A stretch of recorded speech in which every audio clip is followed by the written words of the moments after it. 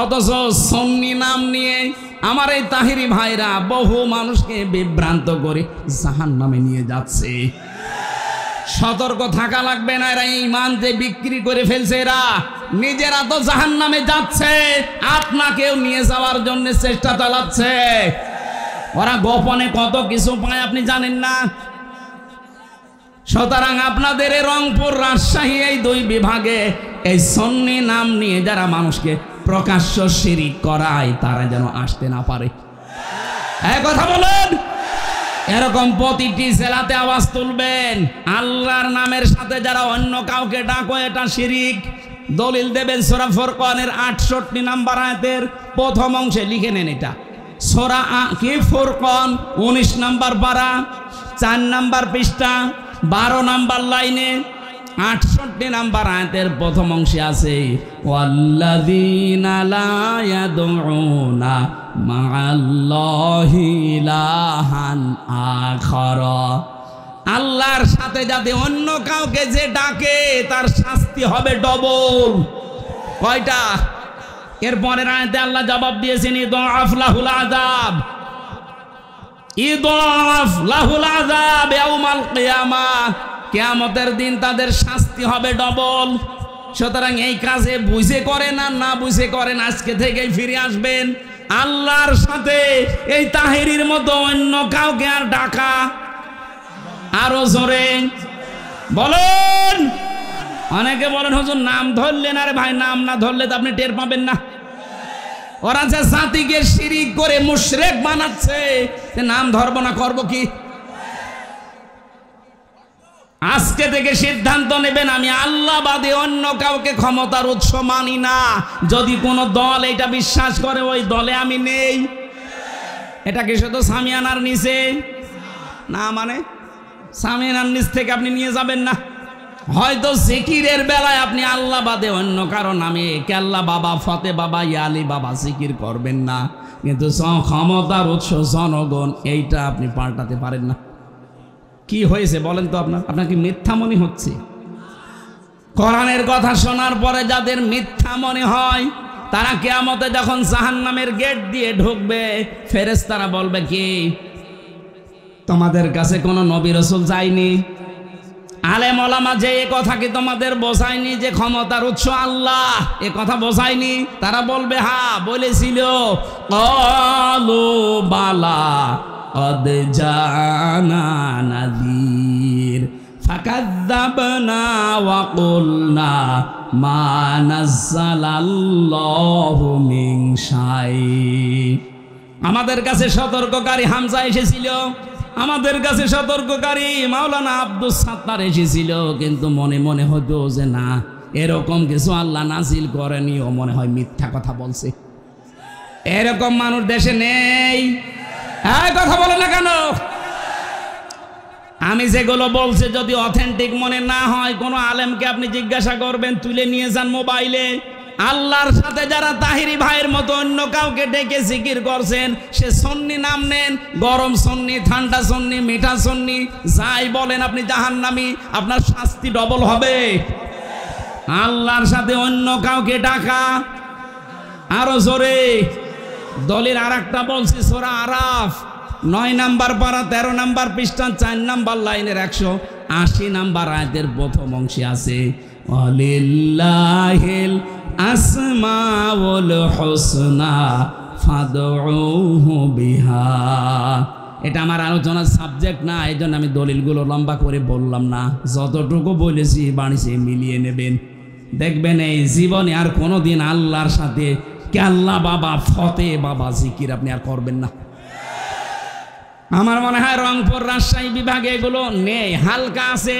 এগুলো সব বেশি চট্টগ্রাম আর সিলেটে পাগলের মতো জিকির করছে। একজনকে হাত চেপে ধরেছিলাম, ওইলে চট্টগ্রামের ফটিকছড়ি, ওখানে এক কোলাঙ্গার আছে, নাম তার নসিবুল বশর মাইজ ভান্ডারি। এই কোলাঙ্গার কোরআনের পাখি আল্লামা সাইদির নামে মিথ্যা মামলা দিয়ে তাকে ফাঁসির আদেশ দিয়েছে। এত মানুষের শাস্তি কিন্তু এদেশে হচ্ছে কম বেশি, কিন্তু এই শয়তানটা এখনো ধরা ছোঁয়ার বাইরে আছে। কথা বলেন না কেন? চাঁদপুরের আর একজন ছিল আমার সাথে জেলখানায়, তথাকথিত ভণ্ড পীর মাজার ব্যবসায়ী। এই লোকটার এই নজিবুল বশর মিলে কোরআনের বাঁকের নামে মামলা দিয়েছিল, মিথ্যা মামলা। উনি যদি আজকে আমাদের ভেতরে বেঁচে থাকতেন, এই ডিমলাতে যদি কোরআনের বাঁকি আজকে জীবিত অবস্থায় আসতেন, এরকম মাঠ আমার মনে হয় 10টা লাগতো। এক একটা বিভাগে শুধু একবার করে যেতেন, দেশের অবস্থা পুরা চেহারা পাল্টিয়ে যেত। জালেমরা জেনে শুনে কায়দা করে ইনজেকশন দিয়ে মেরে ফেলেছে। এই কথা বলে না কেন?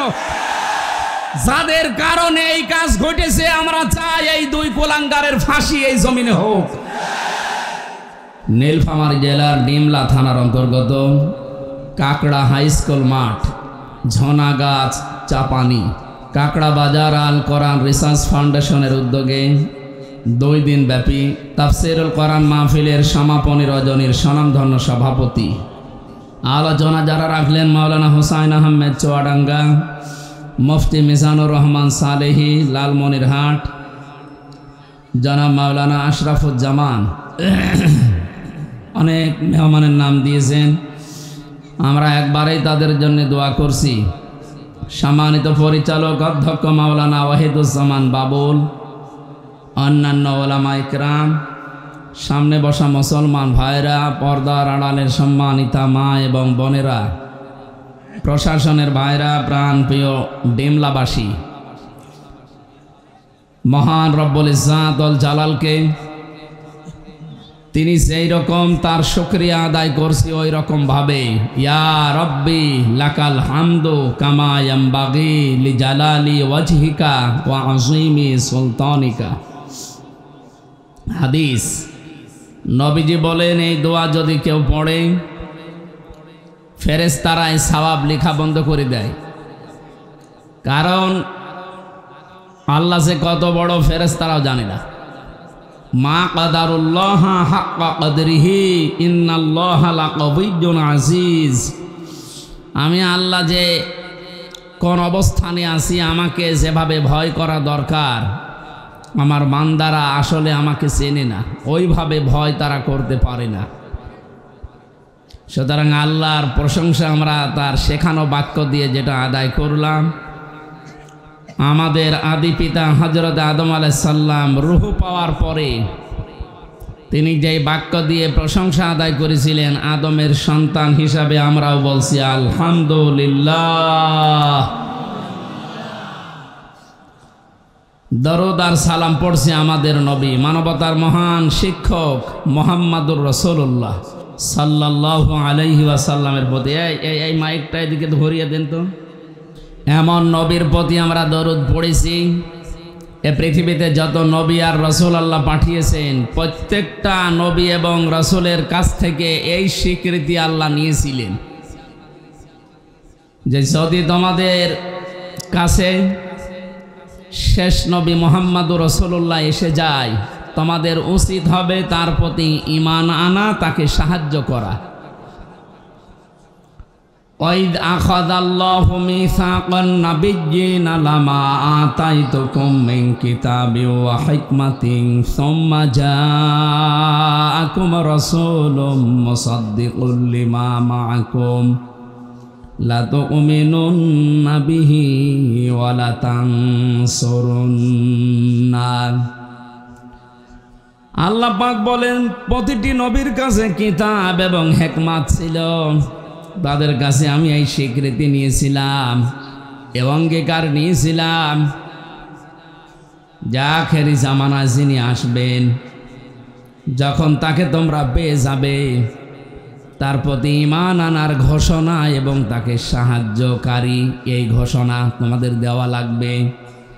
ক্বালা আ'আকরারতুম ওয়া আখাযতুম আলা যালিকুম ইসরি ক্বালু আকরারনা ক্বালা ফাশহাদু ওয়া আনা মা'আকুম মিনাশ শাহিদিন।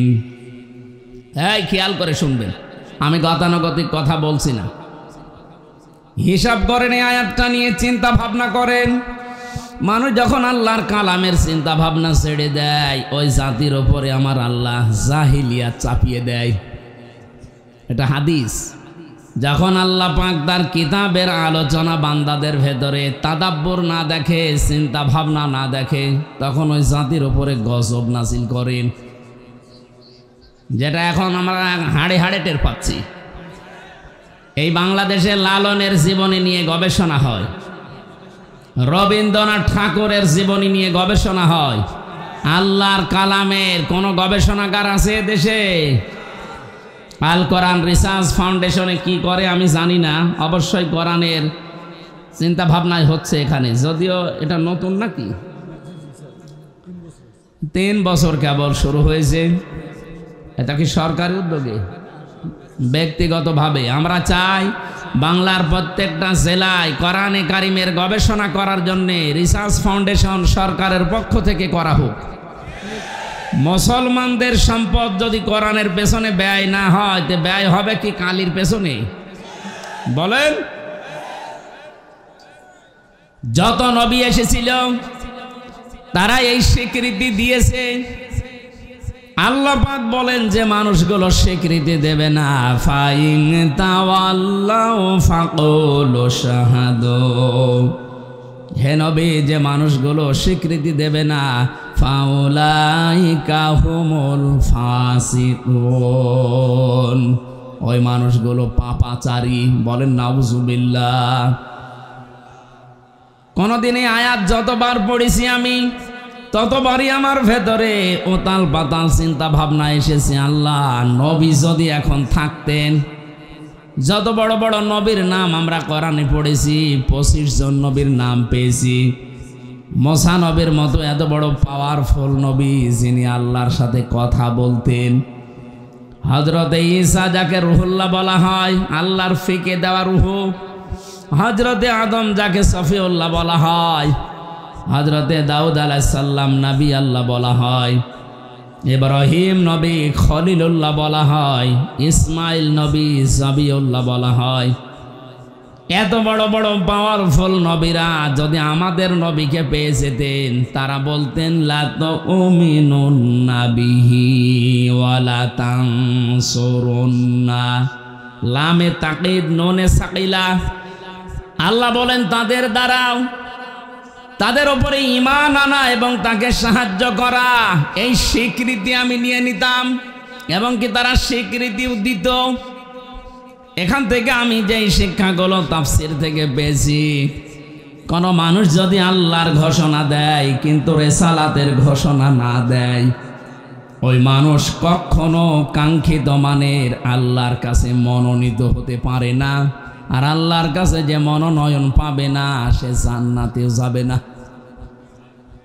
আপনি এখনো আমার কথা ক্লিয়ার বোঝেননি আমি জানি, এই জন্য আরো অ্যাক্টিভ হওয়া লাগবে। এই আয়াতের তাফসীরে আমি যতগুলো মিলিয়েছি, মুফাসসির ইকরাম এদের এইভাবেই সাজিয়েছেন, আপনি খেয়াল করেন। এ বাংলাদেশের সাথে আমার যতটুকু বাস্তবতা দেখেছি, এ দেশের সাথে কোরআনের এই আয়াতটা একেবারে খাপের খাপ, মমতাজের বাপ মিলে যাচ্ছে। আমি কিন্তু প্রশ্ন করবো একটু পরেই, বিশেষ করে যারা আলেম আছেন তাদেরকে। এই পৃথিবীতে কেউ আল্লাহর একাত্মবাদের ঘোষণা দিয়েছে, কিন্তু ওই জামানায় যিনি প্রেরিত পুরুষ নবী বা রাসূল তাকে মানে নাই। এরকম যারাই জীবনে করেছে, আল্লাহ পাক তাদের হেদায়েত দেয়নি, বেঈমান অবস্থায় মরণ দিয়েছেন।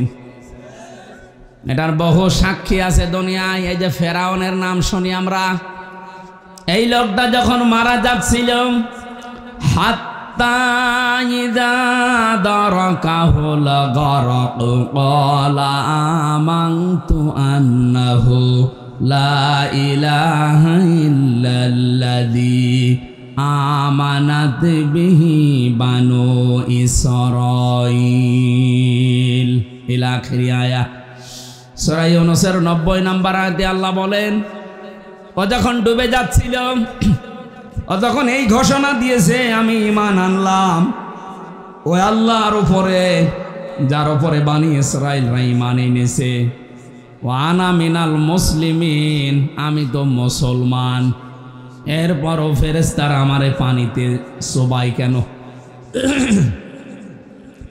জবাব দিয়েছে মুফাসসিররা, খেয়াল করবেন আলেম ভাইরা, জবাব দিচ্ছেন মুফাসসির। ফেরাউনের মুখের উপরে জিবরাইল ফেরেশতা কাদা পর্যন্ত দিয়েছিল। এই কারণ সে আল্লাহর একাত্মবাদের ঘোষণাটা দিয়েছে। কিন্তু ওই জামানায় যিনি আল্লাহর পাঠানো প্রেরিত পুরুষ নবী আর রাসূল, তার নাম আমরা সবাই জানি, মুসা আলাইহিস সালাম। কথা বলেন না কেন? হযরতে মুসাকে সে কিন্তু স্বীকার করে নাই।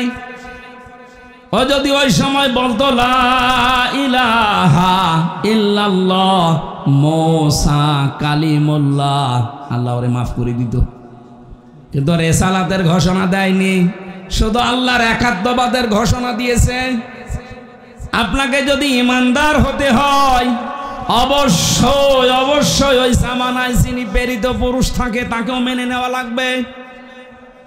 আমাদের এই জামানায় যিনি আল্লাহর পক্ষ থেকে প্রেরিত পুরুষ, কিয়ামত পর্যন্ত যার নাম আমরা জানি, মুহাম্মাদুর, আরো বলেন মুহাম্মাদুর, জবান খুলে বলেন মুহাম্মাদুর রাসূলুল্লাহ।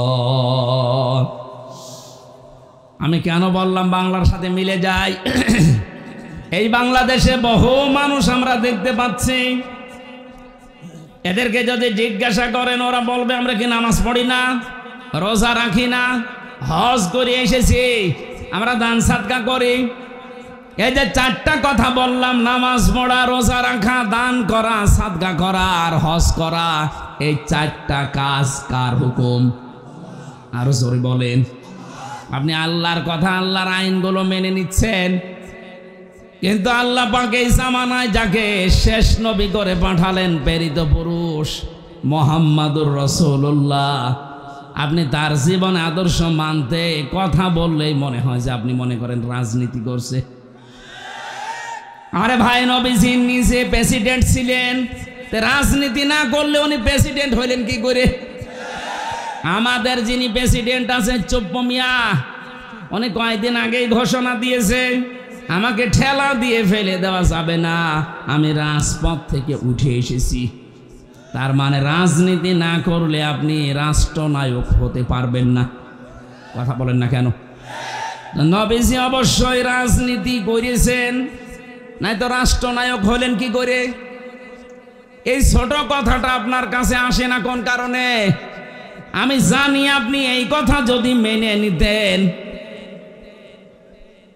তাহলে রাসূলের জীবনী 13 বছর বললে অনেকের কাছে ভালো লাগে, কান্নাকাটি করে মক্কার জীবনটা। কিন্তু যখনই তার কাছে মদিনার জীবন সম্পর্কে তথ্য দেওয়া হয়, ওই মানুষগুলো তখন হয় রাজনীতি মনে করে, নাই দুনিয়ার কাজ মনে করে চলে যায়। আমি কথা যেটা বোঝানোর জন্য পর্যন্ত আসলাম, আমি আশা করছি আপনি বুঝে ফেলেছেন।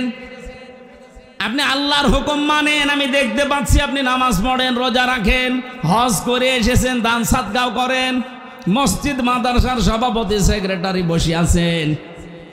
কিন্তু যখনই রাসূলুল্লাহর জীবনী সম্পর্কে বলা হয় যে রাসূলকেও মানা লাগবে, শুধু 13 বছর না, পুরা 23 বছর। কথা বলেন না কেন? 40 থেকে 63, এই 23 বছরের পুরা জীবনী আপনাকে মানা লাগবে। নামাজের মতো এই 23 বছর মেনে নেওয়া ফরজ। বলেন, যদি একটা সেকেন্ড আপনি বলেন না এটা আমি মানি না, আপনি বেঈমান। কারণ আপনিও হযরতে মুসা আলাইহিস সালামকে অস্বীকার করছেন, মুহাম্মদুর রাসূলুল্লাহকেও অস্বীকার করছেন। আমি আশা করি আপনি কথা বুঝেছেন যে মানুষগুলো আজ আল্লাহ একজন আছে এই কথা বলে, কিন্তু তার প্রেরিত পুরুষকে মানে না, তার আদর্শের কথা বলতে গেলেই রাজনীতি মনে করে চলে যায়, তার মরণ হবে ফেরাউনের মতো। এবার যান, কোথায় যাবেন নিয়ে যান। এ মাহফিল হয়ে গেছে, যা বললাম বোঝার মতো শক্তি থাকে আপনার, এ মাহফিল হয়ে গেছে। আজ বাংলায় বহু মানুষ এই চরিত্রের আমরা দেখতে পাচ্ছি, আল্লাহর কথা বললে মেনে নেয়, কিন্তু রাসূলুল্লাহর জীবন চরিত্র বললেই ওর কাছে রাজনীতি মনে হয়। কসম করে বলছি আপনার মরণ হবে ফেরাউনের মতো। আপনি ওকে ফেরাউনের মতো সটকি হয়ে থাকতে চান? বলেন। আল্লাহ পাক ওকে ডাক দিয়েছিলেন আল আন, এখন অকদ আসাইতা ক্বাবলু ওয়া কুনতা মিনাল মুফসিদিন। এখন তুমি আমার কাছে ঈমানের স্বীকৃতি দাও, অথচ এর আগে তুমি বড় সন্ত্রাসী ছিলে, ফ্যাসিস্ট ছিলে। মুফসিদিন মানে ফাসাদ সৃষ্টিকারী, সন্ত্রাসী, ফ্যাসিবাদী। এই 15.5 বছরে যেটা দেখলাম, এরাও যদি ঈমান আনতে চায়, আমার মনে হয় আল্লাহ ঠিক এই কথাটাই শোনাবে। এখন তোর জন্য 14.5 বছর অনেকে আয়না ঘরে ছিল, তোর কারণে আমির হামজা 3 বছর বিনা কারণে ফাঁসির কন্ডেম সেলে ছিল। এ কথা আল্লাহ বলতে পারে না? আপনাকে রাগ হয়ে গেল? আমি ভুক্তভোগী, এই কারণে বললাম। আমি যখন নিজে দেখেছি ওই মাটির নিচে এত বড় বড় নখ হয়ে গেছে এক একজনের, চুল দাড়ি গোপ মনে হচ্ছে জঙ্গল থেকে বেরিয়ে আসতেছে। রাতের বেলা যখন নিয়ে আমাকে ঘরের ভেতরে নিয়ে যেত, রাত 11টা, 11:30, 12টার সময় নিয়ে যেত, কারারক্ষী যারা দায়িত্বে আছে ওখানে জিজ্ঞাসা করতাম, ভাই কয়টা বাজে? কারণ আমরা জানতাম না যে এটা কোন মাস কোন বছর। এমনও মানুষ ওখানে আছে 14 বছর পড়ে আছে। আপনি ভাবতে পারেন একটা কবরের মতো জায়গায় জিন্দা মানুষ 8 বছর, 10 বছর, 14 বছর পরে বেরিয়ে আসতেছে। ও জানে না যে এখন কোন বছর চলছে, ও জানে না কোন মাস চলছে, তাও জানে না কোন বছর চলছে, ওর জানা নেই কয়টা বাজে, কি বার আজকে, কিচ্ছু জানে না। এমন একটা জায়গায় আপনি 5 দিন যদি থাকতে পারেন, আপনাকে আমি পুরস্কার দেব। অথচ 14 বছর একটা মানুষ, এত বড় বড় আঙ্গুল নখ হয়ে গেছে, ওরা দেওয়ালের সাথে খুশিয়ে খুশিয়ে লিখত যে ভাই যদি বাইরে যেতে পারেন এই নাম্বারটায় জানাবেন যে আমি বেঁচে আছি।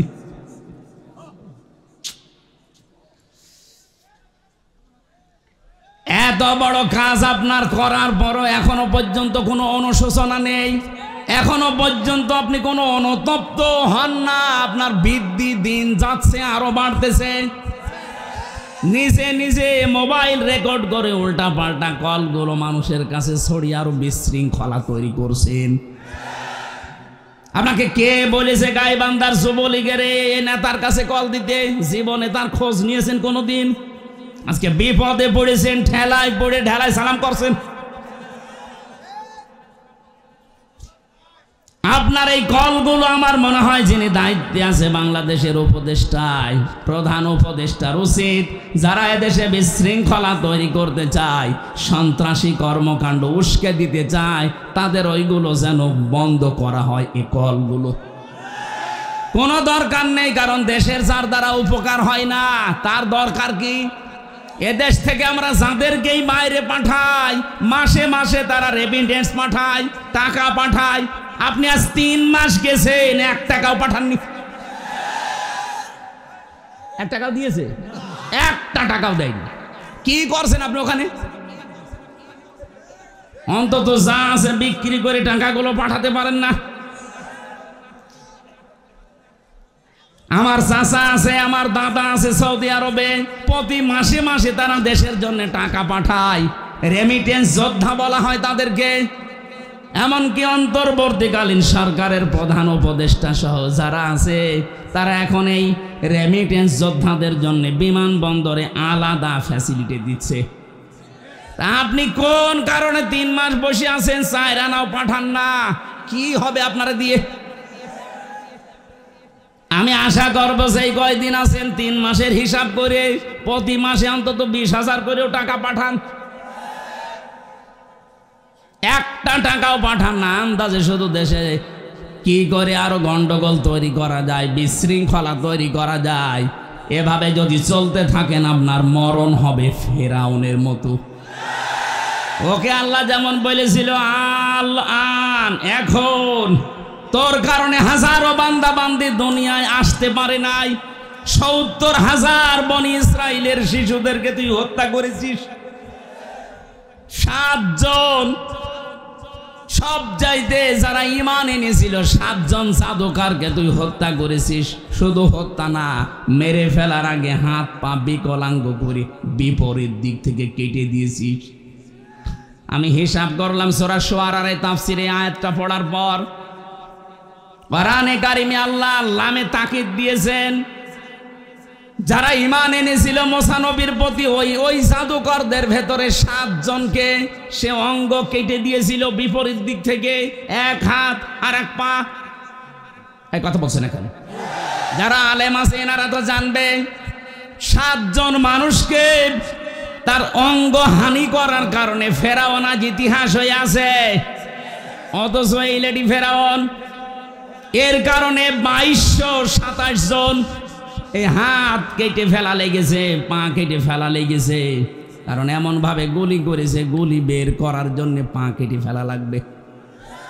৭ জনকে বিকলাঙ্গ করার কারণে যদি ফেরাউন ইতিহাস হয়ে থাকে, ২২২৭ জন মানুষের হাত পা চোখ এমনকি অন্ডকোষ পর্যন্ত উড়ে গেছে।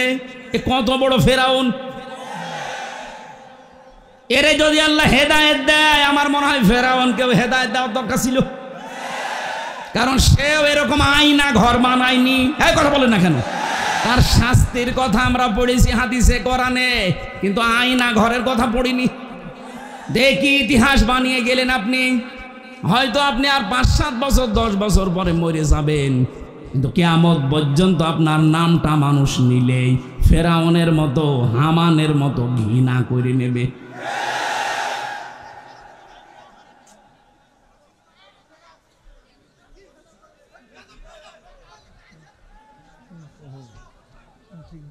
এখান থেকে আমাদের শিক্ষার বিষয়টা যেহেতু রেকর্ড হয়ে ছড়িয়ে যাচ্ছে তামাম দুনিয়ায়, পৃথিবীর এই ময়দানে, বিশেষ করে বাংলাদেশে কেউ যেন অত্যাচারী আর না হয়।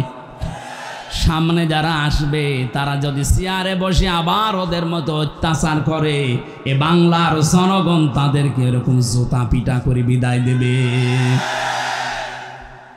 সামনে এরকম পরিবেশ যদি আসে, জুতা পিটা করতে রাজি আছেন তো? কারা আছেন দেখি? লিল্লাহে তাকবীর। আলহামদুলিল্লাহ ভাই।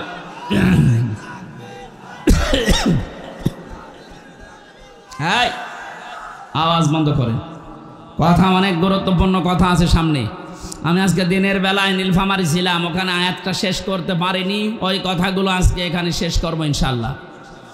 আজকে আমার তেলাওয়াতকৃত আয়াত ওই জায়গায় ছিল সূরা হজের ৭৭ নম্বর আয়াত। কত? এই আয়াতটার প্রথম 2 ভাগের কিছু ইঙ্গিত দিয়েছিলাম। অরকাউ অসজুদু, রুকু করো সেজদা দাও। 3 নাম্বার শব্দটা ওখানে বলতে পারি নাই।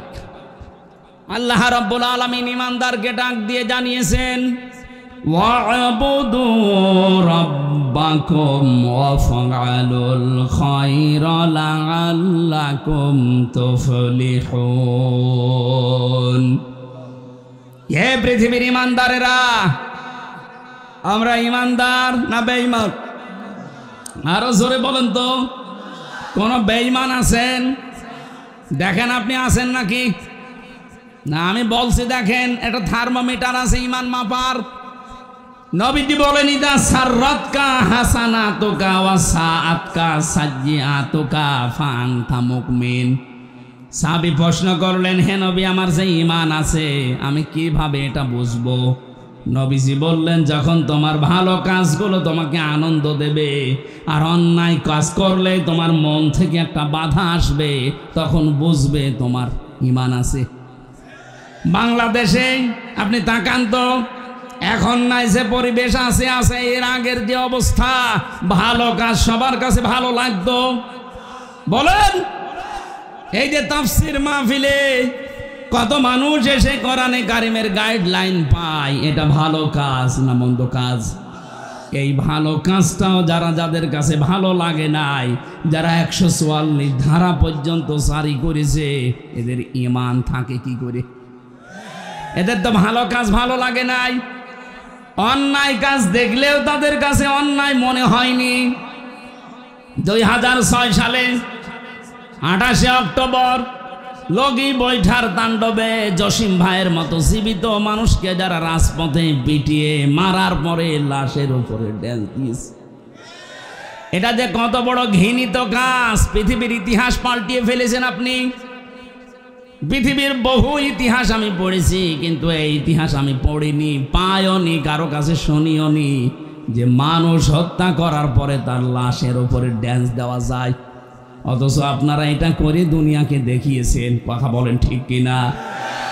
এত বড় নৃশংস কাজ আপনার কাছে কোনো মানে আঘাতও লাগে না আপনার অন্তরে। আপনার অন্তরে যে একটা ধাক্কা লাগবে তাও লাগে না, আপনি আরো আনন্দে করেছেন। আপনি যাই বলেন না কেন, আপনার কিন্তু ঈমান নেই। এখন আপনাকে ঈমান আনা লাগবে। এই জন্য ঈমান যাদের আছে আর যাদের নেই, আমি কিন্তু থার্মোমিটার দিলাম, আপনি মাপজোপ করেন। আল্লাহ এরকম ঈমানদার যারা ভালো কাজ দেখলে আনন্দ লাগে, অন্যায় দেখলেই তাদের বাধা দেয়, মন থেকে কষ্ট লাগে।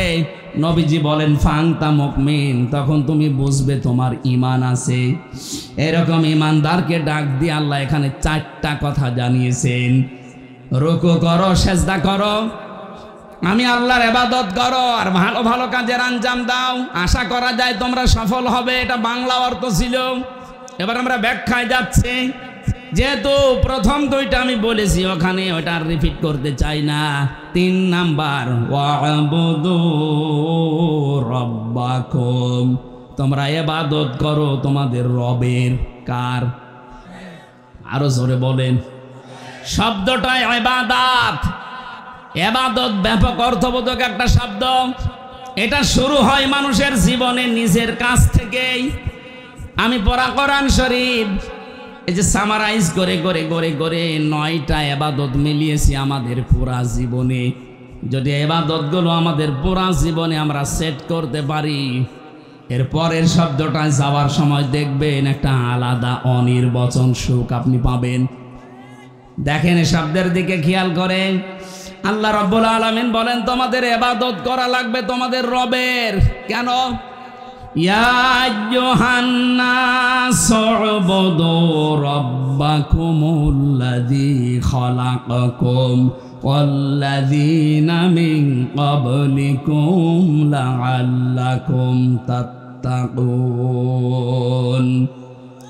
হে মানব মণ্ডলী, তোমরা ইবাদত করো ওই রবের যিনি তোমাদেরকে বানিয়েছেন। আমাদেরকে বানিয়েছেন কে? এই পৃথিবীতে এখন 4,500 ধর্মের লোক আছে।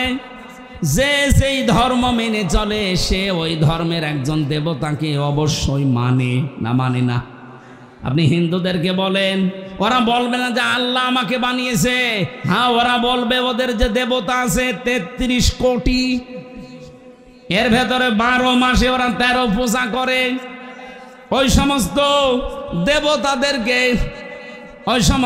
দেবতাদেরকে ওরা সৃষ্টিকর্তা মনে করে। কিন্তু আমরা যারা ঈমান আমাদের আছে, আমরা মুসলিম, আমরা বিশ্বাস করি আমাদেরকে বানিয়েছে।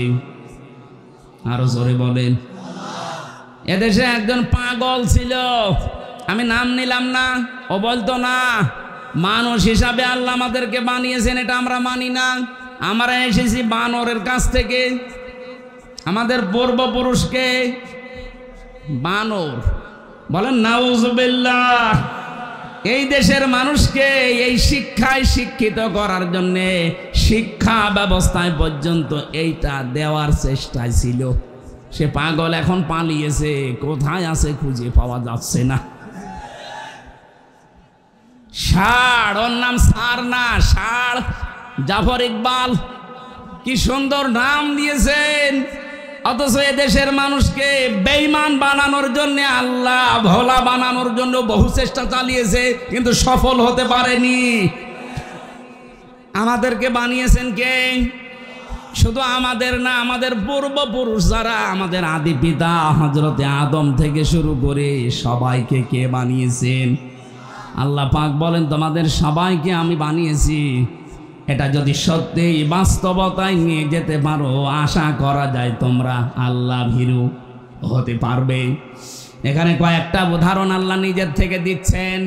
আল্লাযী জাআলা লাকুমুল আরদা ফিরাশা ওয়াস সামাআ বিনাআ ওয়া আনজালা মিনাস সামাই মাআন ফাআখরাজা বিহি মিনাস সামারাতি রিজকাল লাকুম ফালা তাজআলু লিল্লাহি আনদাদা ওয়া আনতুম তা'লামুন। বলেন আল্লাহু আকবার। যিনি তোমাদের জন্য জমিনকে বানিয়েছেন বিছানা, আর ওই আকাশকে বানিয়েছেন তোমাদের জন্য বিশাল এক ছাদ। আকাশ থেকে তিনি পানি নাযিল করেন, এই বৃষ্টি অবতীর্ণ করা দায়িত্ব তার। পৃথিবীর কোন মানুষ সবাই মিলে যদি চেষ্টা করেন, এক ফোঁটা বৃষ্টি আকাশ থেকে নামাতে পারবেন না। এ ক্ষমতা আল্লাহ কাউকে দেয়নি। কৃত্রিম ভাবে হয়তো বৃষ্টি আসবে আপনার দ্বারা, তো আকাশ থেকে বৃষ্টি নাযিল করা এটা দায়িত্ব কার? কেন আমি করি জানো? আনজালা মিনাস সামাই মা'আন ফাআখরাজা বিহি মিনাস সামারাতি রিজকাল লাকুম। তোমাদেরকে খাওয়ানোর জন্য যে রিজিক লাগবে, আকাশ থেকে বৃষ্টি নাযিল করার পরে জমিনে আমি আল্লাহ ফসল তৈরি করি। এত কিছু তোমাদের চোখের সামনেই দেখো। ফালা তাজআলু লিল্লাহি আনদাদা, কখনো আমি আল্লাহর সাথে অন্য কাউকে শরীক বানিও না। কে বলছেন? আয়াতটা পড়ার পরে আমি বাংলাদেশের সাথে একটা জিনিস এখনো মিলিয়েছি। আমি আসার সময় মিলাচ্ছিলাম। আল্লাহ পাক এতগুলো সৃষ্টির কথা বলতে বলতে আমাদেরকে দিয়েছেন, এ কথা বলতে বলতে বললেন আমার সাথে শরীক করবা না। অথচ জেনে হোক না জেনে হোক এদেশের ৯৬% মুসলমানদের ভেতরে এই শিরিকটা আছে। অনেকেই এখনো পর্যন্ত বলছে ক্ষমতার উৎস জনগণ। এটা আল্লাহর সাথে অংশীদার স্থাপন করার নামান্তর। এক কথা বলেন না কেন? ক্ষমতার উৎসকে যারা এই কথা মানেন না, বিশ্বাস করেন না, যে মানুষগুলো বিশ্বাস করেন না ক্ষমতার উৎস আল্লাহ, তারা কিন্তু আল্লাহর সাথে শিরিক করছেন। আল্লাহর সাথে যারা শিরিক করে তারা হচ্ছে মুশরিক। এই কথা বলেন না কেন? জাতিকে আজ আবহমান কাল থেকে এই দেশে মুশরিক বানানোর জন্য সূক্ষ্ম সূক্ষ্ম কিছু ষড়যন্ত্র আছে, এখনো চলছে। এটা থেকে আমরা এই জাতিকে মুক্ত করতে চাই। আজকে থেকে যাদের এই ছোটখাটো বিশ্বাসী আছে, ক্ষমতার উৎস জনগণ, এক্ষুনি পাল্টাবেন, এক্ষুনি বিশ্বাস পাল্টান। এই বিশ্বাস নিয়ে আজকে বাড়ি যাওয়া লাগবে ক্ষমতার উৎসকে। আনতুম তা'লামুন, আরে বেটারা তোরা তো জানিস যে আমি সবকিছুর উপরে, এরপরও আমার সাথে অন্য কাউকে অংশীদার করিস কোন কারণে? ফালা তাজআলু লিল্লাহি আনদাদা, আমার সাথে অন্য কাউকে জড়বি না। এমনকি আরো কিছু শিরিক এই দেশে আছে, যারা আল্লাহর নামের সাথে অন্য কাউকে ডাকেন, এইটাও শিরিক। ওয়াদারুল্লাযীনা ইলহাদুনা ফি আসমাই, আল্লাহর নামকে তোমরা এলহাদ করবা না, উল্টা পাল্টা করে ডাকবা না, পরিবর্ধন করে দিবা না। বাংলাদেশে বহু জেলাতে এখন এই জিকির হয়, আল্লাহ আল্লাহ আল্লাহ জিকির করার পরে ইয়ালি বাবা, শালি বাবা, কেবলা বাবা, কেল্লা বাবা, ফতে বাবা, এগুলো চলছে না। এগুলো যে প্রকাশ্য শিরিক, আল্লাহর সাথে অন্য কাউকে জোড়া যাবে না। অথচ সুন্নি নাম নিয়ে আমার এই তাহিরি ভাইরা বহু মানুষকে বিভ্রান্ত করে জাহান্নামে নিয়ে যাচ্ছে। সতর্ক থাকা লাগবে না, এরা ঈমান যে বিক্রি করে ফেলছে, এরা নিজেরা তো জাহান্নামে যাচ্ছে, আপনাকেও নিয়ে যাওয়ার জন্য চেষ্টা চালাচ্ছে। ওরা গোপনে কত কিছু পায় আপনি জানেন না। সুতরাং আপনাদের রংপুর, রাজশাহী এই দুই বিভাগে এই সুন্নি নাম নিয়ে যারা মানুষকে প্রকাশ্য শিরিক করায়, তারা যেন আসতে না পারে। এই কথা বলেন। এরকম প্রতিটি জেলাতে আওয়াজ তুলবেন, আল্লাহর নামের সাথে যারা অন্য কাউকে ডাকো এটা শিরিক। দলিল দেবেন সূরা ফুরকানের ৬৮ নম্বর আয়াতের প্রথম অংশে লিখে নেন। এটা সূরা কি ফুরকান 19 নম্বর পারা 4 নম্বর পৃষ্ঠা 12 নম্বর লাইনে 68 নম্বর আয়াতের প্রথম অংশে আছে ওয়াল্লাযীনা লা ইয়াদউনা মা'আল্লাহি ইলাহান আখারা, আল্লাহর সাথে যাতে অন্য কাউকে যে ডাকে তার শাস্তি হবে ডবল। কয়টা? এর পরের আয়াতে আল্লাহ জবাব দিয়েছেন ইদাফ লাহুল আযাব, ইদাফ লাহুল আযাব ইয়াউমাল কিয়ামাহ, কিয়ামতের দিন তাদের শাস্তি হবে ডবল। সুতরাং এই কাজে বুঝে করেন আর না বুঝে করেন, আজকে থেকেই ফিরে আসবেন আল্লাহর সাথে এই তাহেরির মতো অন্য কাউকে আর ডাকা। আরো জোরে বলেন। অনেকে বলেন হুজুর নাম ধরলেন, আরে ভাই নাম না ধরলে তো আপনি টের পাবেন না। ওরা যে জাতিকে শিরিক করে মুশরিক বানাচ্ছে, নাম ধরবো না করবো কি? আজকে থেকে সিদ্ধান্ত নেবেন আমি আল্লাহ বাদে অন্য কাউকে ক্ষমতার উৎস মানি না। যদি কোনো দল এটা বিশ্বাস করে ওই দলে আমি নেই। এটা কি শুধু সামিয়ানার নিচে না? মানে সামিয়ানার নিচ থেকে আপনি নিয়ে যাবেন না। হয়তো জিকিরের বেলায় আপনি আল্লাহ বাদে অন্য কারো নামে কেল্লা বাবা, ফতে বাবা, ইয়ালি বাবা জিকির করবেন না, কিন্তু ক্ষমতার উৎস জনগণ এইটা আপনি পাল্টাতে পারেন না। কি হয়েছে বলেন তো? আপনার কি মিথ্যা মনে হচ্ছে? কোরআনের কথা শোনার পরে যাদের মিথ্যা মনে হয় তারা কিয়ামতে যখন জাহান্নামের গেট দিয়ে ঢুকবে, ফেরেশতারা বলবে কি তোমাদের কাছে কোনো নবী রাসূল যায়নি? আলেম ওলামা যে এ কথা কি তোমাদের বোঝায়নি যে ক্ষমতার উৎস আল্লাহ?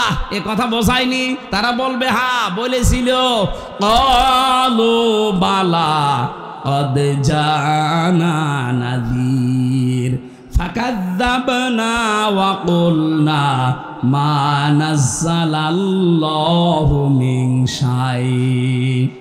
আমাদের কাছে সতর্ককারী হামজা এসেছিল, আমাদের কাছে সতর্ককারী মাওলানা আব্দুস সাত্তার এসেছিল, কিন্তু মনে মনে হতো যে না এরকম কিছু আল্লাহ নাজিল করেনি, ও মনে হয় মিথ্যা কথা বলছে।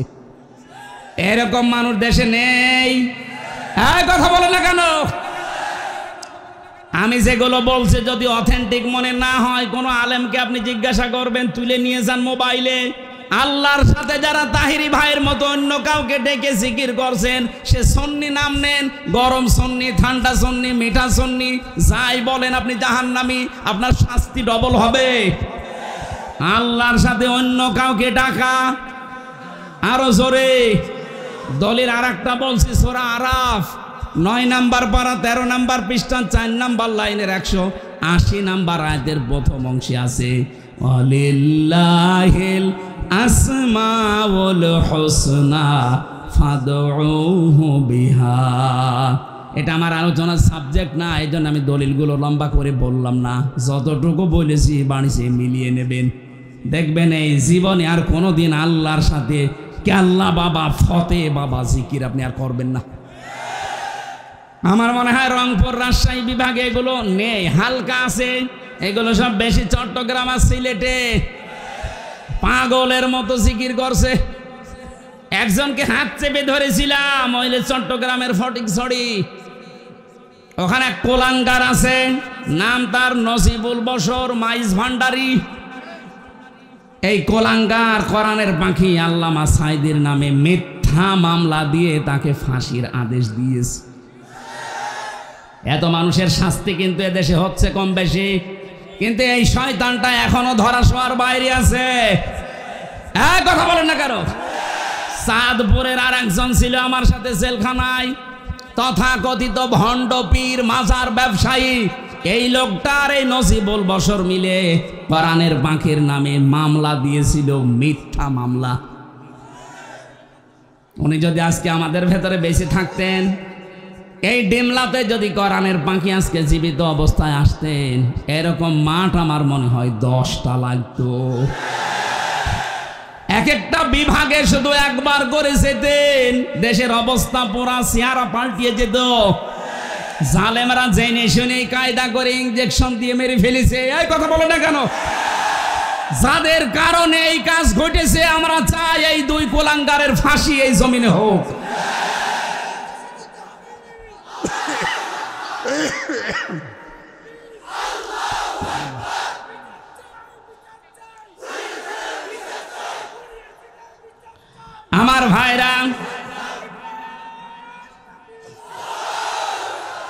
ইবাদত করা লাগবে আল্লাহর। প্রথম নম্বরে ইবাদত শুরু করবে তার ইমানদার বান্দা বান্দিরা তার ব্যক্তিগত জীবন দিয়ে। কোন জীবনে? প্রথম আয়াতের দলিল বলছে এবার সূরা মায়েদা 7 নম্বর পারা 4 নম্বর পৃষ্ঠার 4 নম্বর লাইনের 105 নম্বর আয়াতে আছে। আপনি যে ব্যক্তিগত জীবনের ইবাদত শুরু করবেন কি করে?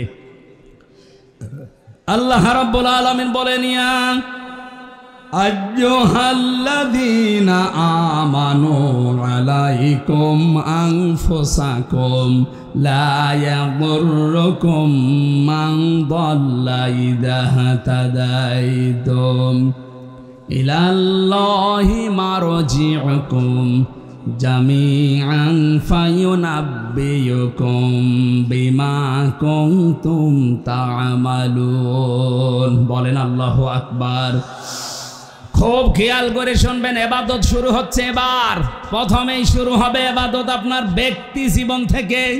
ও হে ইমানদারেরা, আগে নিজেকে নিজে সংশোধন করো, নিজেকে আগে নিজে পাল্টাও। আজকে এখান থেকে আপনি নিজেকে শুরু করবেন ইবাদতই নিয়ে আসার। ইবাদত মানে শুধু বসে বসে হু হু করা না, আজ নিজেকে পাল্টাতে হবে। নিজেদের বিশ্বাস, আকীদা, নিজেদের ঈমান যা আছে উলট পালট এক্ষুনি সংশোধন করা লাগবে। কোন মানুষ যখন নিজেকে পাল্টাতে আরম্ভ করে, এইরকম পবিত্র অবস্থায় যখন বিছানায় পড়ে মরণের বিছানায় কাতরাবে, ফেরেশতারা আসবে। এই তথ্যটা আছে সূরা নাহালের 32 নম্বর আয়াতে, আল্লাযীনা তাতাওয়াফাহুমুল মালাইকাতু তাইয়্যিবিনা ইয়াকুলুনা সালামুন আলাইকুম উদখুলুল জান্নাতা বিমা কুনতুম তা'মালুন। যখন আপনার বিশ্বাস, আপনার আকীদা, আপনার সব কিছু পোশাক পরিচ্ছদ, সমাজনীতি, অর্থনীতি, জীবনও পরিষ্কার পরিচ্ছন্ন, এমনকি পবিত্র অবস্থায় যখন আপনি আল্লাহর কাছে ধরা দেবেন, ফেরেশতারা এসে বলবে আল্লাহর বান্দা শান্তি তোমার উপরে, ওই যে প্রবেশ করো জান্নাতে, যার কাজ তুমি দুনিয়ায় করেছিলে। আমাদের জীবনটা আমরা এমন ভাবে আল্লাহর দরবারে উপস্থাপন করতে চাই যে জীবনের দিকে তাকিয়ে আমার আল্লাহ নিজের ইচ্ছায় যেন মাফ করে দেয়। এই আয়াতের তাজবিন আর তাফসিরে আমি পড়েছি, যার জীবনটা আল্লাহর কাছে পছন্দ হবে, পবিত্র করার চেষ্টায় যে থাকবে, এই লোকটাকে কিয়ামতে আল্লাহ যখন হাজির করবেন, তখন সবার সামনে বিচার না করে নিজে একটা কুদরতি চাদর দিয়ে ঢেকে নেবেন বান্দাকে। মনে করেন আল্লাহর এই বান্দা, কি নাম আপনার?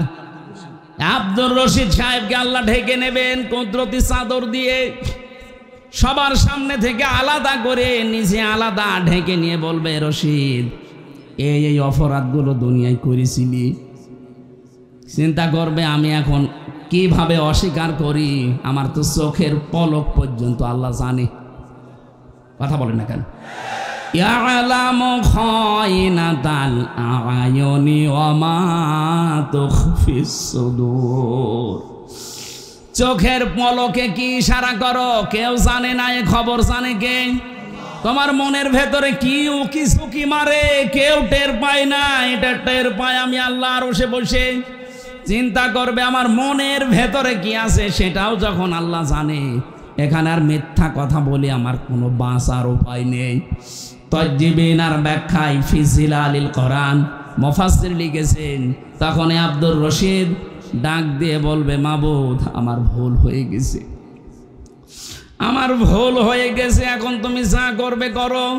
আল্লাহ যদি কারো ওপরে অবিচার করে সে তো আর জান্নাত পাবে না, বিধায় আল্লাহর কোনো অবিচার বলতে কিছু বলেন বলেন আল্লাহ ন্যায় বিচার করলে আমরা কেউ জান্নাত পাবো না। হ্যাঁ, একটা মাত্র বুদ্ধি আছে, আল্লাহ যদি আমাদেরকে নিজ গুণে মাফ করে দেন। ওই তাজবিনা যে মানুষগুলো যত বেশি চেষ্টা চালাবে, তার এই পোশাক, তার এই শরীর, তার কর্মজীবন, তার প্র্যাকটিক্যাল লাইফ, এমনকি তার বিশ্বাস, আকীদা, ঈমান, এগুলো যত পরিষ্কার পাবে আল্লাহ, তখন একেবারে আলাদা করে ঘিরে নেবে, একা একা আল্লাহ নিজের সামনে বলবে, বল এই কাজগুলো করেছিলি।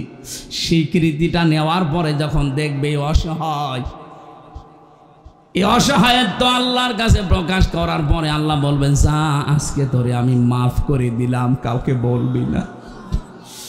এইরকম একটা কিছু যেন আল্লাহ আমাদের সবাইকে দান করেন, বলেন আমিন। আজকে নিজেকে সংশোধন কতটুকু করেছেন? কি আছে আল্লাহর কাছে দেখানোর মতো আপনার, বলেন তো? কবি জানিয়েছে, হাল্লাকা সিররুন ইনদাল্লাহ বাইনাকা আনতা ওয়া বাইনাল্লাহ, হাল্লাকা সাদাকাতুন তাখফা লা ইয়ালামুহা ইল্লাল্লাহ। ও আল্লাহর বান্দা, তোমার কি এমন গোপন কিছু আছে যেটা তুমি ছাড়া কেউ জানে না? এমন কোন গোপন দান আছে, গোপন সাদাকা আছে, গোপনে কোনো ভালো কাজ দুনিয়ায় এমন কিছু করেছো যেটা তুমি ছাড়া আর কেউ জানে না? আমাদের জীবনে এরকম একটা লম্বা সেজদা আছে না? আপনি কি করলেন বলেন তো? আফসোস করা দরকার আপনার জীবন নিয়ে। আমি জেলখানায় দেখেছি এক একজন মানুষকে সেজদায় পড়ে থাকতে 40 মিনিট, 45 মিনিট, 1 ঘন্টা পড়ে আছে সেজদায়। তারা নিজেদের এই অপরাধের জন্য জেলখানায় বসে বসে কষ্ট পাচ্ছে, এই কারণে না, পেছনের দিকে তাকিয়ে ভেবেছে, আল্লাহ আমি কি করেছি? এতটুকু অপরাধে যদি আমি 3 বছর, 5 বছর, 10 বছর কারাগারে থাকতে পারি, দুনিয়াতে আমার এই 60 বছর, 50 বছরে কত কিছু করেছি, আমি তোমার কাছে যাওয়ার জন্য কি নিয়ে যাচ্ছি?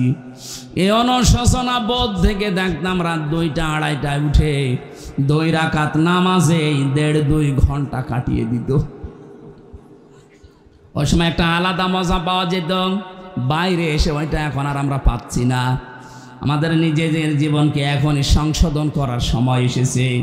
যে যেখানে আছি প্রত্যেকেই নিজের সম্পর্কে ভাবেন। আল্লাহ নিজে আপনাদেরকে আহ্বান জানাচ্ছে, আলাইকুম আনফুসাকুম, নিজেকে আগে সংশোধন করো, নিজের জীবন সম্পর্কে আগে একটা পরীক্ষা নাও।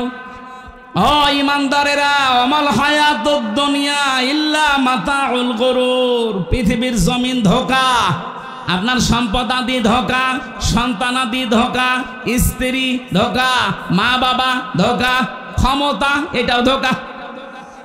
আল্লাহ কেন এগুলো বারবার আমাদেরকে জানিয়েছেন? এখানে যত ধনী মানুষ আছেন না, 200 বছর পরে যদি আপনি এই ডিমলাতে ফিরে আসেন, 200 বছর মাত্র, কত? মাত্র 200 বছর পরে আপনি এই ডিমলায় যদি আবার ফিরে আসেন, আপনার যত আপন আত্মীয় স্বজন হোক, 200 বছর পরে আপনাকে আর পরিচয় দেবে না। এমনকি যে বাড়ি আপনি বানিয়েছিলেন, ওই বাড়িতেও আপনাকে উঠতে দেবে না। আমি কি বানিয়ে বলছি? এটাই বাস্তব। অথচ এই বাড়ি বানাতে গিয়ে আপনি হালাল হারাম দেখেননি। বাবা শাহজালাল সব হালাল, এইভাবে করে বাড়ি বানিয়েছেন। অনেকে শুনলাম এই নীলফামারী জেলাতে এখন থাই ক্যাসিনো আরম্ভ করেছে, নাকি এই ডিমলায় শুরু হয়নি? কি করবেন আপনার এই সম্পদ দিয়ে? থাই ক্যাসিনোর মাধ্যমে কোটি কোটি টাকা দিয়ে বাড়ি বানালেন, বানান। 50 বছর পরে তো আপনি মরে যাবেন। আর 100 বছর পরে যদি আপনি এই বাড়িতে এসে বলেন যে বাড়ি আমি বানিয়েছিলাম, আপনার নাতির নাতি যে থাকবে বলবে, কিসের কথা বলেন আপনি, দূর হয়ে যান। থাকতে যদি চান ওই মসজিদে গিয়ে থাকেন। এই কথা বলছেন। পৃথিবীর জমিন এই, আর এইটার জন্য আমার নিজের জীবনের কোনো সংশোধন নেই। যেন আমাদের প্রত্যেকের উচিত চোখ বন্ধ হওয়ার পরে কি হবে এটা একটু চিন্তা ভাবনা করে নিজের জীবন সংশোধন করা। আল্লাহ আমাদের এই ইবাদতটায় যেন ইনভলভ হওয়ার, অ্যাক্টিভ হওয়ার তৌফিক দেন, বলেন আমিন। 2 নম্বর ইবাদত মানুষের শুরু হয় তার পারিবারিক জীবনে। আপনার স্ত্রী, আপনার সন্তান, মা বাবা, ভাই বোন, এগুলো আপনার আন্ডারে আছে।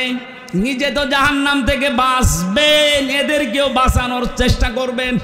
প্রশ্ন ওখানে একটা, ইয়া আইয়ুহাল্লাযীনা আমানু ও আনফুসাকুম ওয়া আহলিকুম নারা, হে ঈমানদারেরা, নিজেকে নিজে জাহান্নাম থেকে বাঁচাও, আর আহাল পরিবার যারা আছে তাদেরকে বাঁচানোর চেষ্টা করো।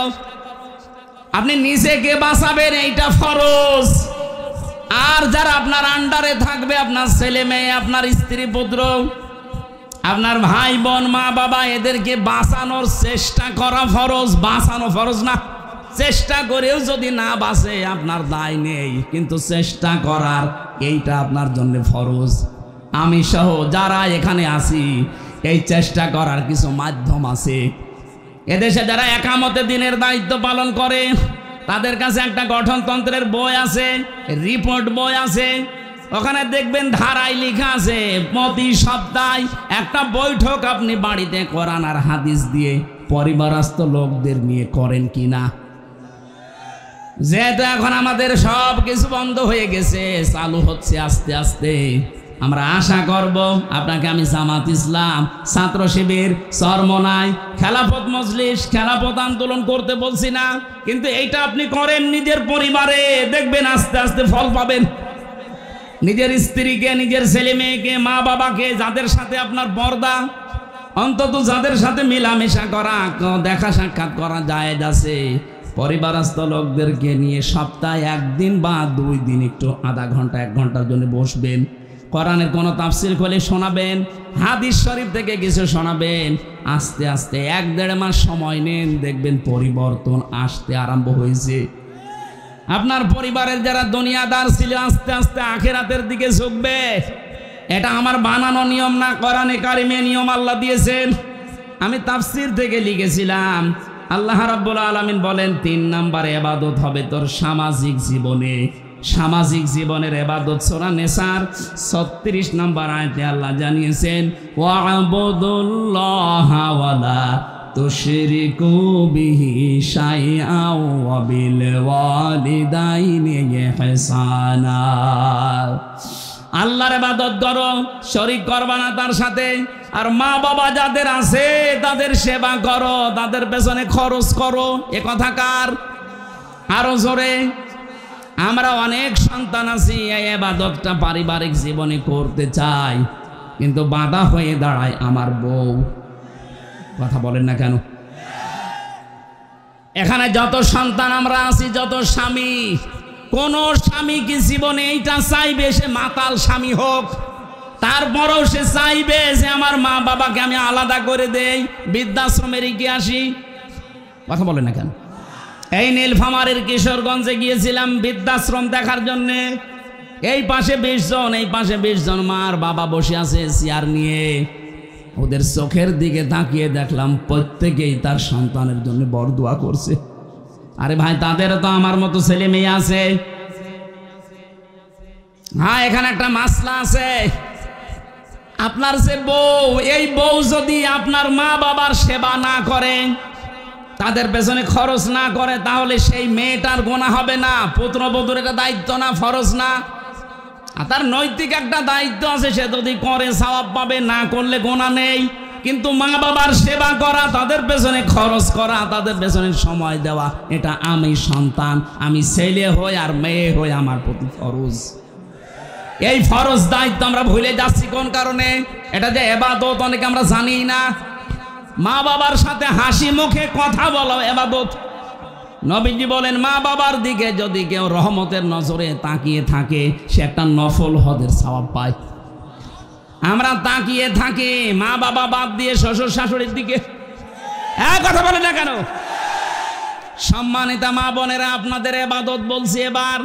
অনেক মেয়ে আছে তারা মনে করে নামাজ পড়ি, রোজা করি, কালো বোরকা পরি, আমি জান্নাতে যাব না। যাবে কে? না। কোন স্বামী, যেমন আমি সবার পক্ষ নিয়ে বলছি, এখানে যত স্বামী আছে শুধু এই কয়জন না, এটা রেকর্ড হচ্ছে। 18.5 কোটি মানুষ বাংলাদেশে এখন। যত স্বামী, প্রত্যেকটা স্বামীর পক্ষ থেকে আমি হামজা বলছি, প্রতিটি স্বামী চায় বিয়ের পরে আমি খেয়ে থাকি না খেয়ে থাকি, আমার মা বাবা আমার সাথে থাকবে। এটা চাই কারা কারা? দেখি হাত তোলেন তো। এই ক্যামেরা দিকে মারো, মারো ক্যামেরা মারো, দেখো কার স্বামী হাত তুলিস। এই কথা বসা লাগবে। বসেন বসেন, এবার বসেন। সম্মানিত মা বোনেরা, শুধু ওয়াজ শুনতে আসা না, এটাই আপনার জীবনের প্রথম ওয়াজ, আসল ওয়াজ, এইটাই শেষ ওয়াজ। আপনি নিজের মা বাবাকে যেইভাবে মনে করেন, যেভাবে উদারতা দেখান, শ্বশুর শাশুড়িকে আপনি সহ্য করতে পারেন না, তাদের কিছু হলেই স্বামীর কানে কানে তুলে দেন, আপনি মানুষ? জীবনে জান্নাতের ঘ্রাণ পাবেন না। আর আমি স্বামী হিসাবে বলছি, কোন স্বামীর মন তার স্ত্রী 100 ভাগ পাবে না যতদিন পর্যন্ত এই স্ত্রী তার স্বামীর মা বাবার সাথে ভালো ব্যবহার না করবে। কিন্তু এখন এমন জামানা, সহ্যই করতে পারে না। নিজের মা বাবার হাজারো ভুল হয়, কিচ্ছু বলে না, আর স্বামীর মা বাবার পান থেকে চুন খসলেই স্বামীর কানে কানে তুলে দেয়। এই কথা বলছে না কেন? এরকম পুত্রবধূ দেশে নেই। এটা ছোট মনের বউ, এই ন্যারো মাইন্ডের বউ আমরা চাই না। কার কার বউর এরকম মন ছোট? হাত তোলেন তো। এই না না, আপনি হাত তুলছেন কোন আশায়? বাড়ি গেলে আজকে আপনাকে থাকতে দেবে? বলে তোর ওয়াজ শোনাচ্ছি, দাঁড়া, তোর খাটের নিচে থাকাবে না। মা বোনেরা, আমি আপনাদেরকে অনেক ভালোবাসি। আমি চাই না আপনি এই ছোটখাটো বিষয়ের জন্য জাহান্নামী হয়ে যান। আজ বাংলাদেশে আমার মনে হয় 100 জনের 95টা পুরুষ মানুষ মানসিক রোগী হয়ে যাচ্ছে এই ছোট বিষয়ের কারণে। আপনি ছাড়ই দিতে চান না, অথচ নামাজ পড়ে, রোজা রাখে, কালো বোরকা পরে। আপনি কিসের জন্য নামাজ পড়েন? আপনারা নামাজ নিয়ে কি আল্লাহ ধুয়ে খাবে? কিসের রোজা রাখেন, কিসের কালো বোরকা পরেন? পারিবারিক জীবনে শ্বশুর শাশুড়িকে নিজের মা বাবার মতো দেখা, এটা ইবাদত। অবিল ওয়ালিদাইনি ইহসানা, মা বাবার সাথে ভালো ব্যবহার করো, তাদের পেছনে খরচ করো সাধ্য মতো। দুনিয়াতে একটা জায়গায় আছে খরচ করার জন্য, আল্লাহ যে সিরিয়াল দিয়েছেন কোরআনে সূরা বাকারার 215 নম্বর আয়াতে। এটা 2 নম্বর পারা, 12 নম্বর পৃষ্ঠা, 14 নম্বর লাইনে আছে, ইয়াসআলুনাকা মাযা ইউনফিকুন। আশা করে যে টাকা পয়সা আমি উপায় করা শিখেছি, এখন আমি ইনকাম করি, কোথায় খরচ করব? প্রথমে আপনি বলেন, কুল মান ফাকতুম মিন খায়রিন ফালিল ওয়ালিদাইনি ওয়াল আকরাবিন ইলা আখিরি আয়াত। হে নবী, আপনার উম্মতদেরকে আপনি বলেন, তোমরা ভালো ভালো কাজে সম্পদ ব্যয় করবা, খরচ করবা। আর দুনিয়ায় যত ভালো কাজ আছে, সব চাইতে আল্লাহর কাছে ভালো কাজ মা বাবার জন্য। প্রথমেই আল্লাহ নাম দিয়েছেন মা আর বাবার। কথা বলেন না কেন? 2 নম্বরে নিকট আত্মীয় স্বজনের, 3 নম্বরে এতিম, 4 নম্বরে মিসকিন, 5 নম্বরে ইবনে সাবিল। এই যে যাদের নাম বললাম, এদের ভেতরে চরমনার নাম আছে, 8 রশির নাম আছে। কথা বলে না কেন? কোন কারণে নিজের মা বাবা, আত্মীয় স্বজন, এতিম, মিসকিন, অসহায়, এই 5টা সিরিয়াল বাদ দিয়ে একবারে আপনি বরিশালে চলে যান। আমি কথা বোঝাতে পেরেছি, এই জন্য আপনি চিল্লাচ্ছেন। এরপরেও যদি কেউ না বোঝার ভান করে থাকেন, আমার মনে হয় আপনার বিবেক মরে গেছে। সিরিয়াল কি আমি বানালাম? আমি আয়াত নাম্বার, পারা নাম্বার, পৃষ্ঠা নাম্বার, লাইন নাম্বার বলেছি, ইবনে কাসিরে আছে। এরপরও যদি কারো বিশ্বাস না হয়, হুজুর, প্রিন্সিপাল হুজুর জিজ্ঞাসা করে, সিরিয়াল কি আমি বানালাম? স্যার, আল্লাহ বানিয়েছ। আপনি আল্লাহ সিরিয়াল বাদ দিয়ে মা বাবা বাদ, নিকট আত্মীয় স্বজন বাদ, এতিম বাদ, মিসকিন বাদ, ইবনে সাবিল বাদ, একবারে চলে যাচ্ছে উনি 8 রশি। আরে ভাই, 8 রশির নাম তো 6 নম্বরও নেই। কথা বলেন না কেন? কোথায় পেয়েছেন 1 নম্বরে তাকে? জীবনে কোনোদিনে এই যে শীত চলে আসছে, একটা কম্বল মাকে কিনে দেয় না, একটা চাদর কিনে দেয় না, আর গরুর গলায় দড়ি নিয়ে যাচ্ছে 8 রশি। ওইটা তো এক গরু, আর গলায় দড়ি নিয়ে যাচ্ছে যেটা, এটা ডবল গরু। এই পাগলামি সামনে থেকে আর করবেন? এটা একটা ইবাদত, ইয়ার কি মারা খেলাচোরা করার জিনিস না, এটা ইবাদত। এটা আজকে থেকে সাধ্যমতো মা বাবার পেছনে খরচ করবেন, কারণ 3টা জায়গায় খরচ করলে আল্লাহ ওই টাকার হিসাব নেয় না। 1 নম্বরে যারা জিহাদের ময়দানে খরচ করে, 2 নম্বরে যারা কোরআন প্রচারে খরচ করে, 3 নম্বরে যে মানুষগুলো এই পৃথিবীতে পরিবারস্থ লোক, মা বাবা, স্ত্রী, সন্তান এদের জন্য খরচ করে, এই টাকার হিসাব আল্লাহ নেবেন না। তাই বলে বর জন্য, ছেলে মেয়ের জন্য বিশাল এলইডি টিভি কিনে আপনি একেবারে ওয়াইফাই লাইন লাগিয়ে শুধু উংলো উলঙ্গ নাচ দেখাবেন নাকি? শরীয়তের ভেতরে থাকতে হবে। 4 নম্বরে ইবাদত পেয়েছি আমি অর্থনৈতিক জীবনে। সূরা বাকারার 188 নম্বর আয়াতে আল্লাহ দলিল দিয়েছেন, এই যে সুদ, যেটা এলাকায় বহু মানুষ আমি জানি টাকা ছেড়ে রাখে, টাকা আসে 1000 টাকা দিয়ে দেয়, মাসে মাসে 1100 টাকা করে পায়, 100 টাকা লাভ না, এলাকা আরো বেশি 200 টাকা করে পান। এটা মায়ের সাথে জেনা করার গুনাহ আপনার আমলনামায় উঠতেছে। এই গুনাহ ছেড়ে দেওয়া লাগবে। কারা কারা এই টাকা ছেড়ে রাখেন, টাকা আসে, এটা আর নেবেন না? হাত তোলেন তো। ওরে আল্লাহ, এলাকায় এত মানুষ, নাউজুবিল্লাহ। আমি তো মনে করছিলাম নেই। না না, যারা হাত তুললেন অবশ্যই তারা এভাবে টাকা ছেড়ে রেখেছেন। টাকা যারা ছেড়ে রেখেছেন এক্ষুনি তাওবা করে ওই টাকা আসলটা নেবেন, ডবলটা নেবেন না। বলেন, এটা যে ইবাদত আপনি জানেনই না। ইসলামী অর্থনীতিতে ইবাদত আছে না নেই? মুশারাকা আছে, মুদারাবা আছে, মুরাবাহা আছে, এটা আবার এক একটা 6 প্রকার করে। ইসলামী ব্যাংকে যারা আছে এলাকায় দায়িত্বে, এ বাংলাদেশে যত ব্যাংক আছে সবচাইতে ইসলামী ব্যাংকে লেনদেন করা আপনার ইমানের জন্য সবচাইতে বড় দামি জিনিস, দামি জায়গা, দাবির জায়গা এটা। কারণ এটাকে এই জালেমরা ধ্বংস করে ফেলেছে। ৭৫,০০০ কোটি টাকা এখান থেকে এই জালেমরা মারিং কাটিং করেছে। ইসলামী অর্থনীতি আবার জাগিয়ে তুলতে হলে ইসলামী ব্যাংক এই দেশে আবার জাগিয়ে তুলতে হবে, এটা ইমানের দাবি। এখন বলেন আমার সুদ নেই, সুদ নেই কোন ব্যাংকে বলেন? বাংলাদেশে 100% সুদ মুক্ত করতে হলে এই দেশে যাকাত ভিত্তিক অর্থনীতি কায়েম করা লাগবে। আর এইটা আমির হামজার ওয়াজে হবে, রাষ্ট্রীয়ভাবে আইন পাশ করা লাগবে।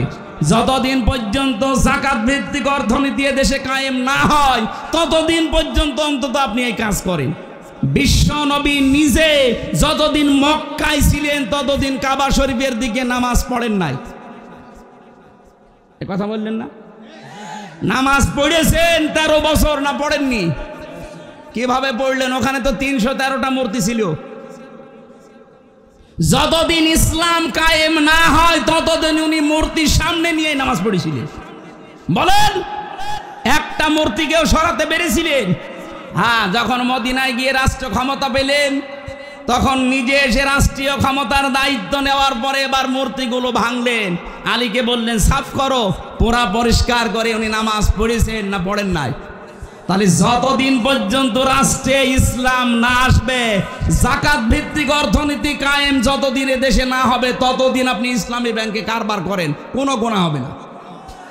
যখন দেশে ইসলাম কায়েম হয়ে যাবে তখন দেখবেন পুরাটা সুদ ভিত্তিক অর্থনীতি, ব্যাংক ব্যবস্থা চালু হবে ইনশাআল্লাহ। সৌদি আরব যদি চলতে পারে, কাতারে যদি চলতে পারে, এদেশে চলবে না মানে?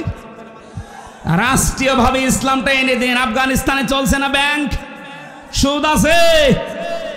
আপনারাও তখন 1000 টাকা ছেড়ে রাখবেন, 100 টাকা বেশি পাবেন না, এই সিস্টেম থাকবে না। আজ অনেকে ভয় দেখাচ্ছে ইসলাম যদি কায়েম হয় তুমি কিন্তু ডাইল খেতে পারবা না, তোমার হাত কাটা যাবে। তার মানে আপনার চুরি করার অভ্যাস আছে, এই জন্য আপনার এত ভয়। এক কথা বলেন না কেন? ইসলামী আইন যদি এটা কায়েম হয় বাংলাদেশে, এদেশে যে 350 এমপি ছিল প্রত্যেকের হাত কাটা যেত, কারণ প্রত্যেকটা কম বেশি চোর। আপনি একটাকে বলেন যে এটা ভালো ছিল, ওটা ডবল চোর। দরবেশরে ভালো মনে করতাম, ওর মতো চোর বাংলাদেশে কেউ আছে? 7টা ব্যাংক থেকে টাকা মারি কাটি করেছে। ওর হাত 2টা না, ওর আরো হাত পা আছে,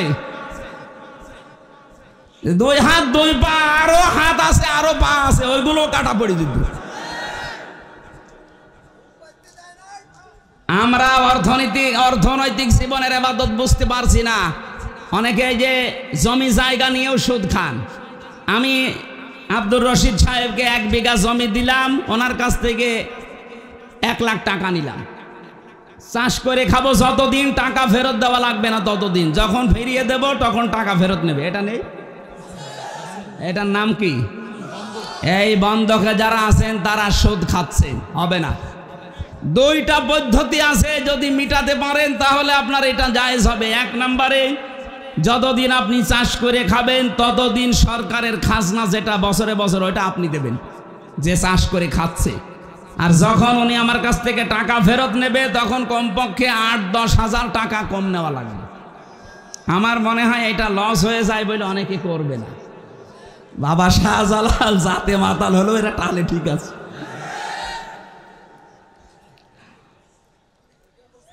আর এই যে জমি জায়গা দিয়ে দেয় 1 বছরে 10 হাজার টাকা 1 বিঘা জমি থেকে আপনি দেবেন, করে খাবেন, এইটা জায়েজ আছে। কারণ 1 বিঘা জমিতে 10 হাজার টাকা উপায় করা 1 বছরে খুব বেশি কষ্টের কাজ না।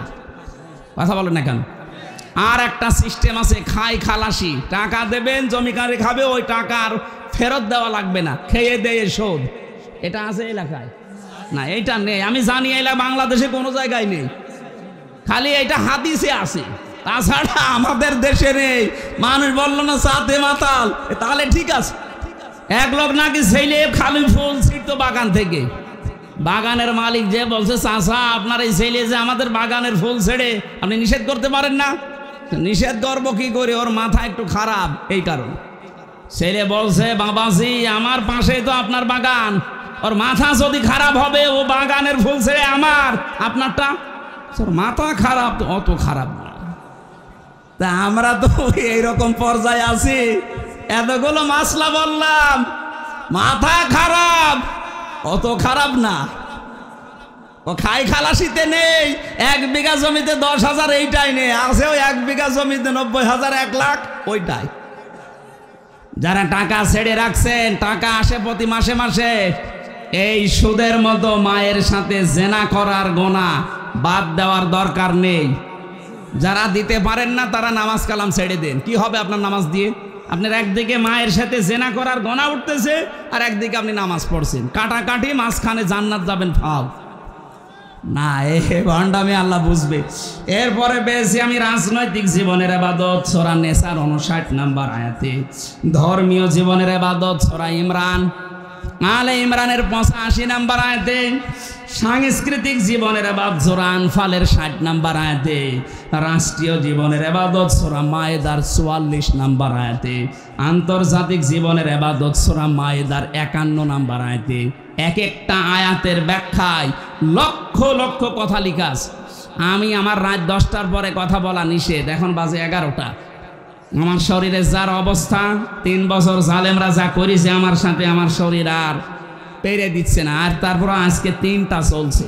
আপনারা একটা করে নিলেও আমি 1-1.5-2 ঘন্টা চালাতে পারতাম। 1 ঘন্টা 20 মিনিট হয়ে গেছে। আগামীতে আরও আশপাশে আসলে শোনাবো ইনশাল্লাহ। আজকের মতো শেষ করলাম। আল্লাহ ইবাদত এইভাবে করার তৌফিক দিন, আল্লাহুম্মা আমিন। লা ইলাহা ইল্লা আনতা সুবহানাকা ইন্নী কুনতু মিনাজ জালিমিন। এই মোনাজাত বসে করেন, যেখানে আছেন আখেরি মোনাজাত বসে করেন। রব্বির হামহুমা মিন্নিল ফামারি ডিমলা। এ বিশাল তাফসীর মাহফিলের দ্বিতীয় রজনীতে আল্লাহ তাআলা রাত 11টা বাজে এখন। লক্ষ লক্ষ বান্দা বান্দি আমরা হাত তুলেছি, যতটুকুই বলেছি এইভাবে ইবাদত করার তৌফিক আমাদের দান করো আল্লাহ। যারা যেভাবে শুনেছে, কষ্ট করে অনেকে শুনছে, আল্লাহ তুমি তাদেরকে আমল করার তৌফিক দাও। বিশাল মাহফিল করতে গিয়ে যারা শ্রম দিল, কষ্ট স্বীকার করলো, অর্থ সম্পদ দিল, হযরতে আবু বকরের টাকার সাথে কবুল করে নাও। আমাদের মাহফিলের সভাপতি অধ্যক্ষ আব্দুর রশিদ, আল্লাহ মঞ্জুর করো।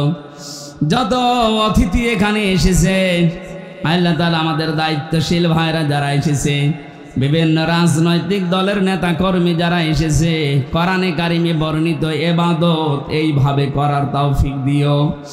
মা বোনদেরকে তুমি ফাতেমার মতো, আয়েশার মতো বানিয়ে দাও। রব্বানা হাব লানা মিন আজওয়াজিনা ওয়া যুররিয়াতিনা কুররাতা আ'য়ুনি ওয়াজআলনা লিল মুত্তাকিনা ইমামা। রব্বুল আলামিন বিশাল আয়োজনের মাধ্যমে যে সওয়াবগুলো দিয়েছো নবীজির রওজায় পৌঁছিয়ে দাও। এলাকায় মাটির নিচে যারা ঈমান নিয়ে ঘুমিয়ে আছে এদেরকে মাফ করে দাও। জীবনে যত অপরাধ করেছি যদি আমাদের শরীরে লেখা থাকতো মানুষ আমাদেরকে কুকুরের মতো ঘৃণা করত। যেভাবে গোপন রেখে দিয়েছো কিয়ামতে গোপন অবস্থায় চাদর দিয়ে ঢেকে আমাদেরকে মাফ করে দিও আল্লাহ। মনের ভেতরে যার যে কামনা বাসনা আছে আমাদের জীবনের জায়েজ আশাগুলো পূর্ণ করে দাও। মাথা নিচু করেন, চক্ষু বন্ধ করেন। জীবনের যত আশা আছে 1 মিনিটের ভেতরে মেন কথাগুলো বলেন।